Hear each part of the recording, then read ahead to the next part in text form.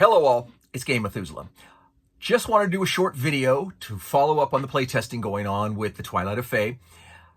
Had a great session 2 weeks ago. Didn't do a video on it because I caught the creeping crud, so I've been sort of down. And so I felt, more than likely didn't want to hear my gravelly voice and whatever things would be going on talking to you with not feeling good.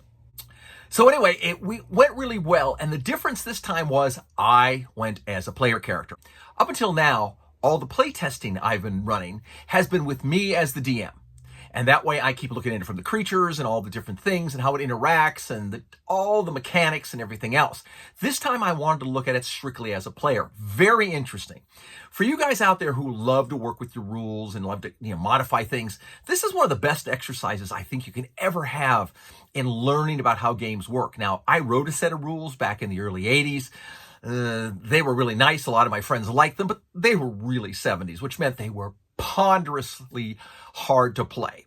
I mean, it was super detailed and really cool as long as you were willing to put up with the time and effort required to play the game. Now, again, as I've said in this, we're trying to find that happy medium where the game's fun and fast and interesting and detailed and all the things. And it's an interesting challenge, to say the least. But we're getting there, and every time I play it, I'm more excited about doing it. To that end, by the way, if there's anyone out there who knows any great artists or illustrators who might be looking for some work and maybe willing to work, on the come or something as far as knowing whether this is going to actually kickstart. Also looking for anybody who might have any miniature sculptures they know, people who do the sculptures, so we can set up some new unique miniatures for the game. I would be very interested in having them get in touch with me. So any of my social medias would be great. With that, so have them respond if they're interested, and I'd love to start talking to some people. I've seen some beautiful thing online. I'm trying to contact some other artists I've seen and seeing if they're interested in so we'll see how that all pans out. The miniature challenge. Now, the second minis are going out this week as we speak. So hopefully they will all be out by at latest tomorrow. And will be winging their way to you. Now, if somewhere down the road, if you're not out of the United States and you haven't received it relatively quickly, I think mail's starting to pick up a little better than it used to during the pandemic.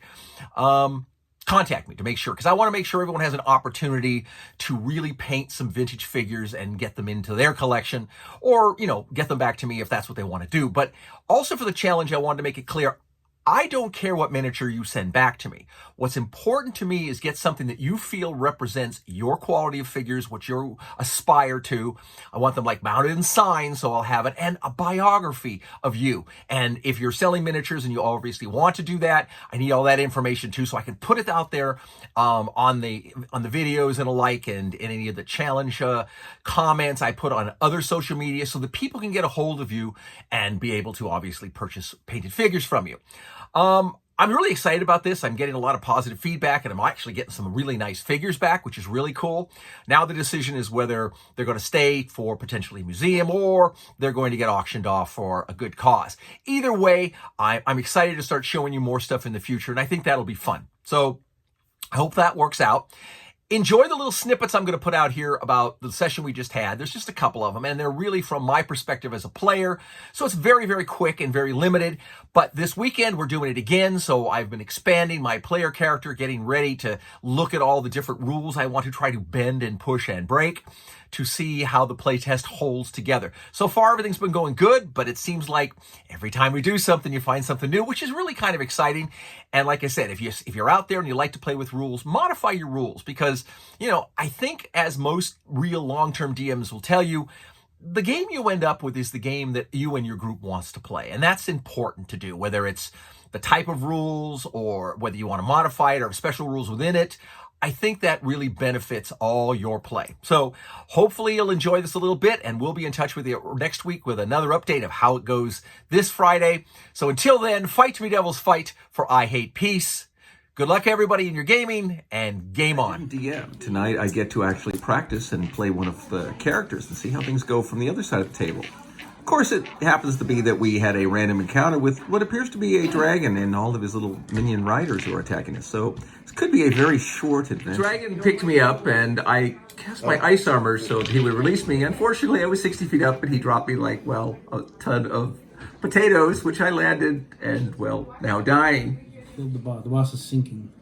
After we've returned to gather our prisoner who had been captured and get her back, they say, well, we just have to go down there for a little diplomatic conversation with the court judge and we can get our person back. But it was a lie. They put us into a pit with a bunch of lizard men to kill us off. So we are battling our way out of this disreputable group of miscreants.